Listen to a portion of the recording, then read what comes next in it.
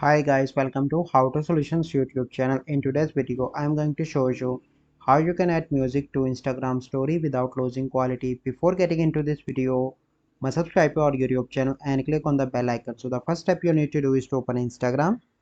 Once you open Instagram application, you simply need to click on your story, or you can create a new story. So I'm going to create a new one.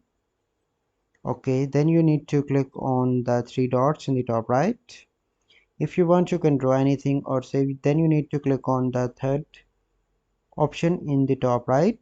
Okay, and then you need to select the music.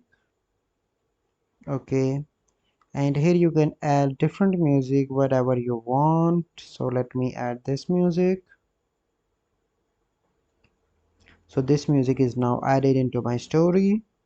Click on done, and then you need to click on share, that is, and share that into your story.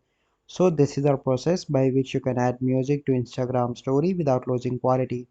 I hope you find this video helpful. If you find this video helpful, must like this video, subscribe to our YouTube channel for future videos. We'll see you in the next video. Thank you. Have a good day.